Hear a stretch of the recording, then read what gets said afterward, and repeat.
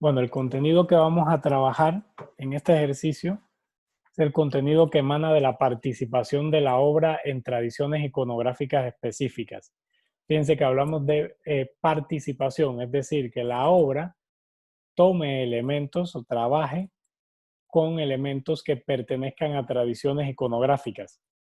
Antes de ver ejemplos, creo que lo primero es tener claro de qué hablamos cuando hablamos de iconografía.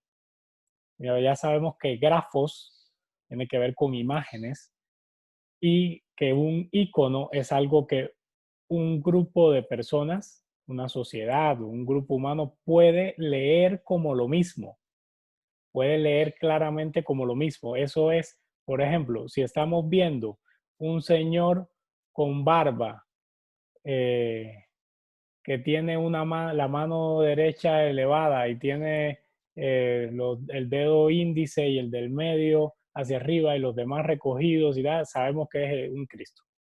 O si vemos una mujer blanca, sí, con una cantidad de telas y entonces tiene a un niño que tiene una aureola en la cabeza, eso es una virgen. Entonces, eso es iconografía, cuando un grupo humano puede identificar una imagen como lo mismo. O sea, puede encontrar el mismo discurso en una imagen. Pero acuérdense, grafía. No estamos hablando aquí, por ejemplo, de textos o de otro tipo de lenguaje, sino del lenguaje gráfico, es decir, de las imágenes. Entonces, el hecho de que estemos tan impregnados de iconografía, porque hay iconografía en todos lados, desde las banderas de los países, los escudos, una moneda, eh, no sé, libros, hay iconografía por todas partes. Entonces, es muy fácil que la obra de arte participe en alguna tradición iconográfica. Entonces, yo creo que para resolver este ejercicio bien, lo más importante es que seamos capaces de entender simplemente qué es iconografía y cómo podemos participar de alguna tradición iconográfica. Entonces, yo preparé algunos ejemplos para que veamos como muchos artistas que participan con su obra en tradiciones iconográficas. Por ejemplo, si vemos estas piezas de Nadine Ospina, él está mezclando elementos que son iconos de una cultura capitalista y específicamente norteamericana, como estos personajes así como Pluto, Mickey, etcétera, con ciertos elementos que son reconocibles en las imágenes creadas por culturas mesoamericanas. Entonces, aquí vamos a ver una primera forma de explorar esto. Este ejercicio es, como lo hace Nadine Ospina, fusionando tradiciones iconográficas, combinando referentes de una cultura con referentes de otra cultura. Y ahí se genera pues un discurso distinto, ¿no? Este es un ejemplo de lo mismo. Y todo eso es iconografía. Por ejemplo, para el grupo humano que creó estas piezas, esto, por ejemplo, que hay aquí abajo es un jaguar bicéfalo, un ser de dos cabezas, ¿no? Y todos ellos lo van a interpretar como una deidad específica. O sea, eso ya era un código de representación, un elemento iconográfico. Y Mickey también se volvió un elemento iconográfico reconocible para una gran parte de la cultura contemporánea. Entonces, esa es una primera forma, combinar, hibridar referentes iconográficos distintos. En este sentido, me encontré esta pieza de Jeff Koons, que es interesante porque, fíjense, es como una globoflexia. Él hace esas piezas en acero, que son como globos, como globoflexia. Entonces, digamos que eso está muy ligado a la cosa pop, ¿sí? Para mí sería como una escultura semi-abstracta pop, sin mucho que decir, pero el solo hecho de parecerse a algo le da una connotación, le da un poquito de discurso, porque nosotros buscamos relacionar siempre las imágenes con algo que ya está en nuestra memoria. Entonces, esto es un ejemplo de cómo muy sutilmente puede aparecer un elemento iconográfico en una obra sin querer. Y en este caso, lo que aparece son las referencias a las llamadas Venus adiposas, que eran estas esculturas eh, precolombinas, estas esculturas, eh, sí, del hombre de las cavernas, ¿no? De periodo neolítico y todo eso, que son esas primeras esculturas en piedra que representaban como la fertilidad en el cuerpo femenino, esas formas súper voluptuosas y exageradas de los senos, de los glúteos, etc. Entonces, fíjense, hay una conexión hacia ese punto y nosotros sí sabemos ya, o una buena cantidad de personas saben, sobre todo quienes las hicieron, que las Venus, estas de piedra, como la Venus de Willendorf y otras, representaban la fertilidad femenina. O sea, eso es algo iconográfico, como una piedra tallada de tal manera puede estar diciendo que es un símbolo de la fertilidad femenina. Entonces, eso es un ejemplo de cómo hay un pequeño roce con una tradición iconográfica. Es muy pequeño, pero me parece que alcanza a ser visible, a pesar del contraste de materiales. Este es Álvaro Barrios, que ustedes lo conocen muy bien porque es un artista colombiano. Y miren, él también toma mucho de la estética de las revistas estas, así años, no sé, 60, años 70, y hace todas unas piezas que discursan sobre temas de arte. Entonces tiene una serie que tiene que ver con Duchamp. Es esta, con la pieza de la rueda de bicicleta, sobre la banqueta, el urinario.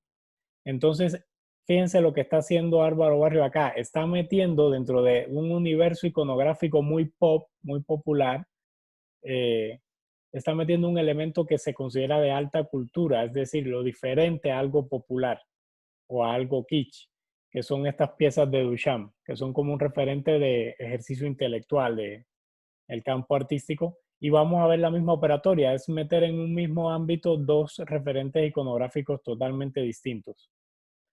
Entonces, esto está en la misma cuerda de...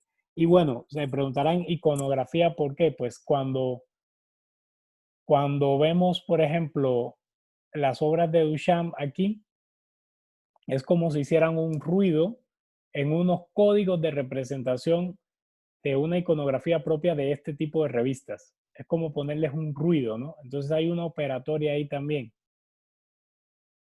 Hay otras piezas como esta que a mí me parecen súper interesantes porque a veces hay artistas que están participando de tradiciones iconográficas que nosotros no conocemos.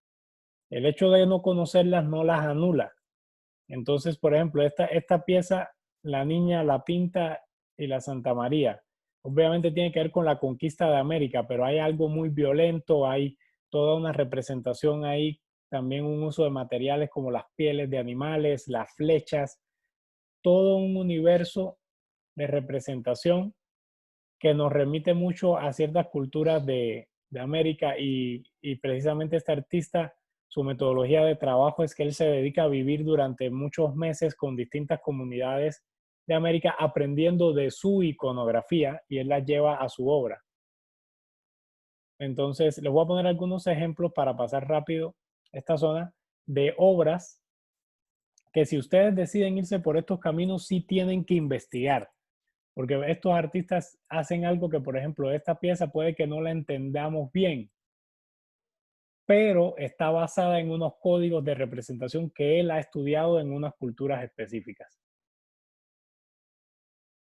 Todo esto tiene un simbolismo, todas esas flechitas, esos símbolos, el gallo, el cuchillo, la vela, la cabeza en el plato.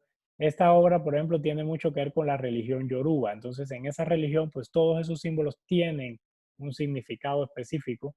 Ellos no ven simplemente un gallo, ven una ofrenda, y más si está ligado a un cuchillo. No ven una cabeza en un plato, sino ven un dios que se llama Leguá. Entonces, a eso me refiero.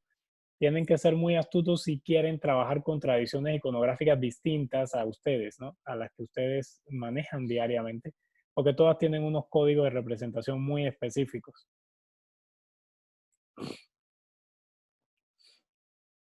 Esta es una pieza también en escultura del mismo artista. Belkis Sayón es una grabadora cubana muy interesante. Ella estudió a una secta que se llama Abacuá en Cuba, que solo existe en Cuba. Entonces los Abacuá tienen unos códigos de representación también que solo son de ellos. Y es lo mismo, es difícil. Sin embargo, miren que hay algo interesante aquí. A pesar de que ella está representando todo el universo de esta secta que es de origen africano, miren que cuando vemos la imagen que creó, pensamos de una vez en la última cena. De eso se trata la iconografía, de entender por qué rayos un grupo de gente dispuesta en torno a una mesa nos va a hablar de la última cena.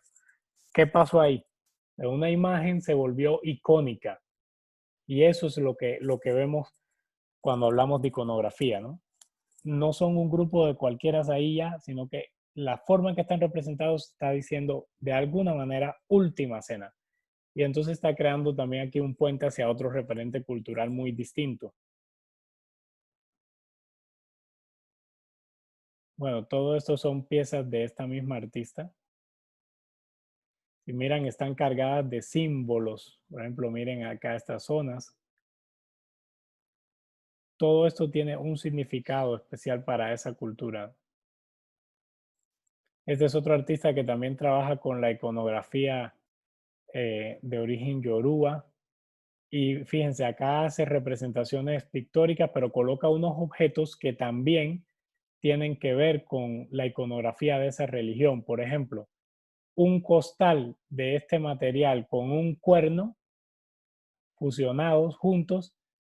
Si tú conoces la religión yoruba, está hablando del origen del mundo y eso no lo va a leer un occidental. Tú no vas a pensar que un costal con un cuerno te está hablando del origen del mundo, pero en su cosmovisión, pues una deidad creó el mundo así, con un costal de arena y un cuerno. Entonces, es algo que tiene una connotación específica para esa cultura. Todas estas piezas son pues con la misma lógica. Los objetos que están ahí son los que le dan el valor iconográfico.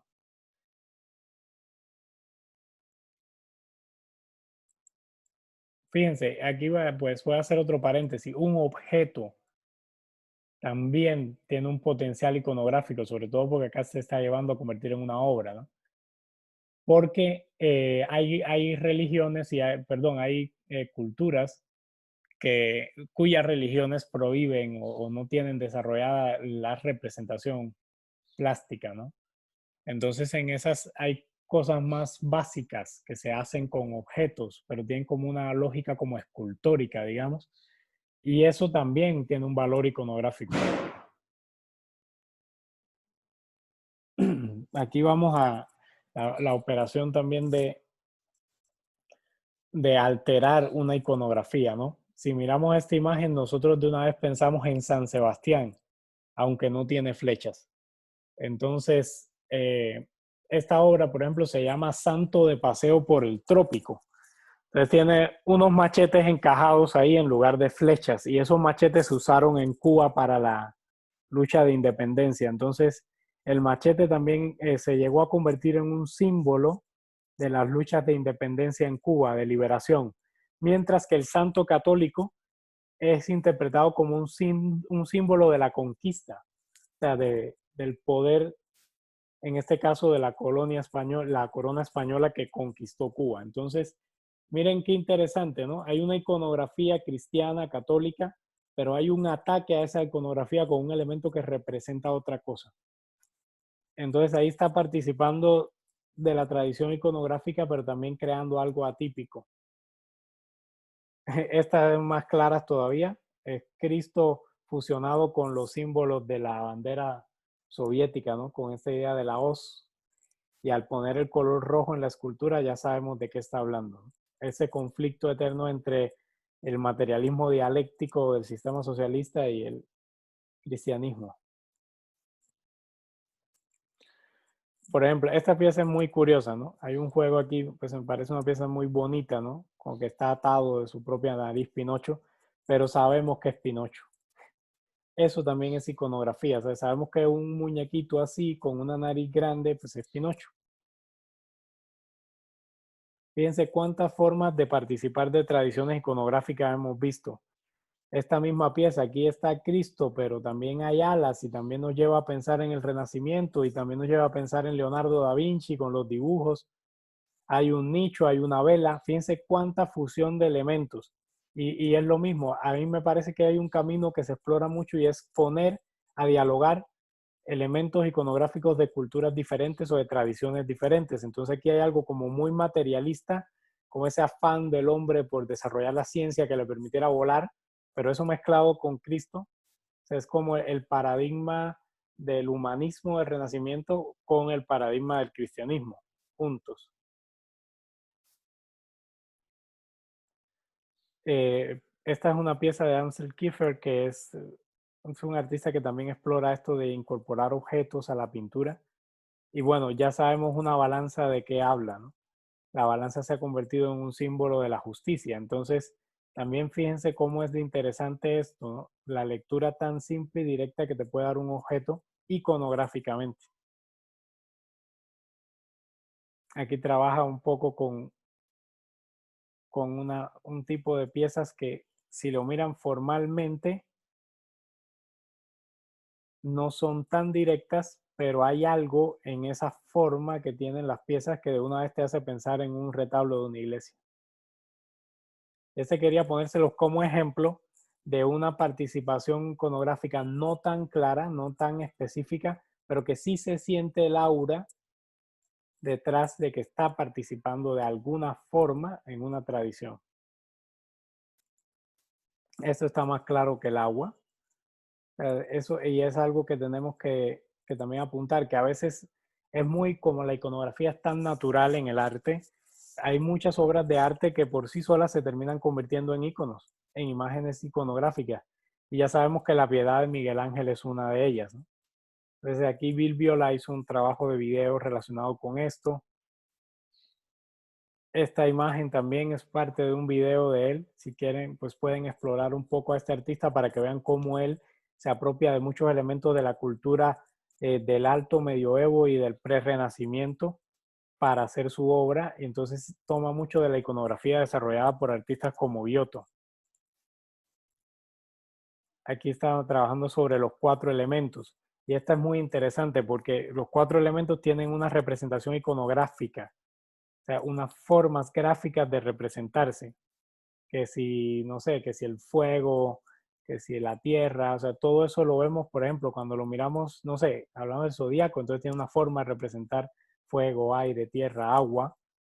Pero aquí lo que hizo Bill Viola fue alejarse de esa representación gráfica inicial de estos 4 elementos y hacer una recreación en video que nos hace pensar en los 4 elementos, pero donde el sujeto humano es el epicentro de esa representación. Entonces también es bien interesante cómo partes de una iconografía para transgredirla, para ir más allá de lo que la iconografía te está dando. Estas piezas son pues pinturas que también tienen muchísimo que ver ya con la iconografía medieval. Por ejemplo, esto, no hay ni un solo clavo enterrado en la mano, ¿no? Pero nosotros sabemos de una vez de qué está hablando esa mano jugando con los clavos. Fíjense cuán fuerte es la iconografía, que sin que esté enterrado un clavo en esa mano, sabe, ya de una vez uno dice, coño, Cristo, sí, se necesitaron, qué tal, que los clavos, pam, pam, pam, y ya de una vez asociamos las cosas. Lo mismo que le decía en este caso con la postura de la mano, la posición de esa mano, ya sabemos de quién nos está hablando.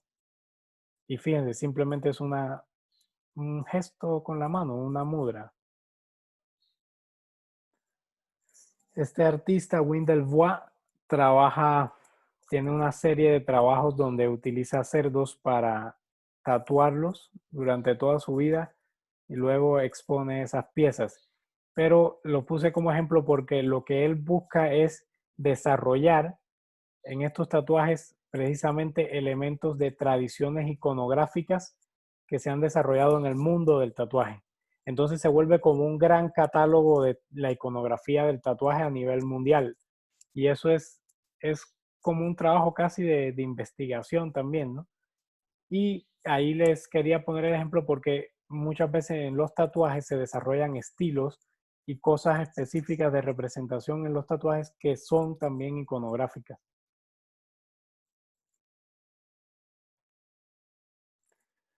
Bueno, entró aquí en Damien Hirst, pues todos lo conocemos, y esta obra ya yo la había puesto como ejemplo en el contenido de representación. Precisamente aplicaba ahí porque, fíjense, es la fusión de una especie de maniquí de anatomía con el cuerpo de una mujer, pero desde el momento exacto en que le pones alas a eso, de una vez ya estamos pensando que es un ángel, no es un ser humano cualquiera. Esa es la fuerza que tiene la iconografía. Como algo tan simple, de una vez nos va a remitir a algo. Entonces ya está diciendo, ay, es la fusión entre algo angelical y algo terrenal, ¿no? En un mismo cuerpo. Entonces hay muchas piezas que resuelven esa participación de una manera muy sencilla. Y bueno, Damien Hirst, ustedes saben que él parte mucho de todo este tema de anatomías, disecciones y todo eso en su obra, de trabajar con animales reales, conservados, etcétera. Y también ha desarrollado piezas así, y esto es lo mismo, aun, aun cuando el caballo tenga colocada, tenga toda esta representación acá de músculos y huesos, si le pones dos alas es un Pegaso. Eso es iconografía. Igual a este, le pones un cuerno ahí, es un unicornio.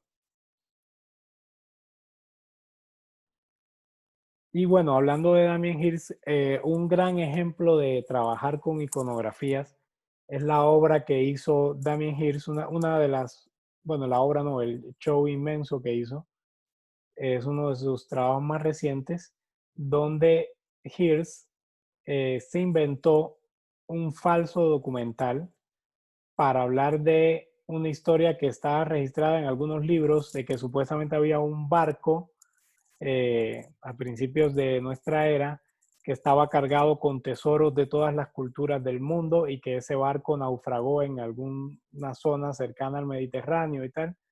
Entonces, Hirsch, aun cuando no se ha encontrado nunca ese barco, él lo que hizo fue crear un falso documental donde hay toda una historia de cómo encontraron ese hallazgo, los buzos levantando los tesoros del barco, las piezas, y después se exhibió todo eso. Entonces es una cosa, una megaproducción gigante, brutal, pero las obras como tal son un repaso increíble por muchísimas tradiciones iconográficas. Se llama, creo que el show se llama Los Tesoros de el barco se llamaba El Increíble, ¿no? O el Fantástico. Entonces pueden mirarla para que vean como muchos más trabajos. Eso es como una imagen del documental. Y pues aquí algunas de las piezas que él desarrolló.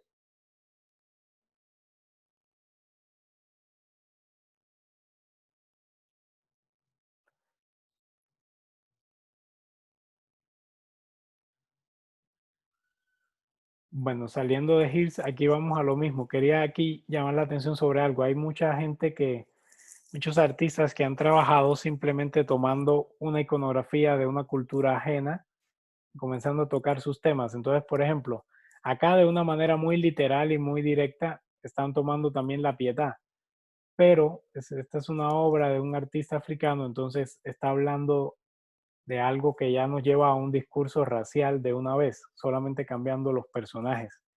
Entonces, tratemos cuando trabajemos, yo los invito a que al trabajar este ejercicio no seamos tan eh, evidentes, como tan simples como esta obra, sino que exploremos mucho más porque la iconografía tiene demasiadas posibilidades y esta es una solución fácil,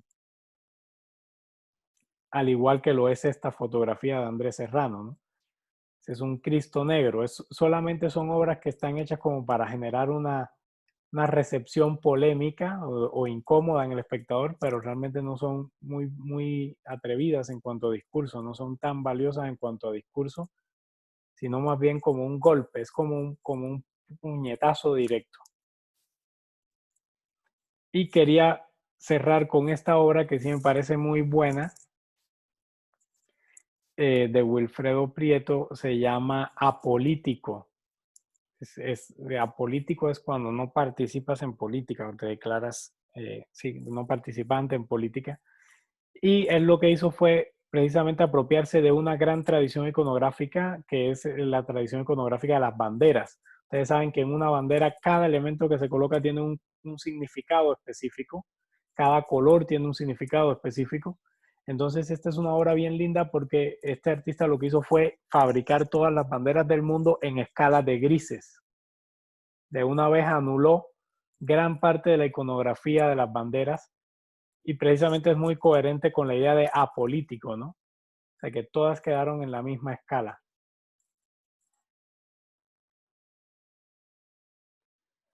Y hasta ahí, pues hemos visto ya muchos ejemplos y creo que es un contenido bastante fácil porque todo el tiempo estamos siendo invadidos por elementos iconográficos, sobre todo en esta época donde estamos consumiendo todo el tiempo imágenes sin parar y a una velocidad increíble. Entonces, piénsenlo, pero lo más importante es que tengamos claro qué cosa es una iconografía para saber cómo podemos participar de una iconografía con nuestra obra.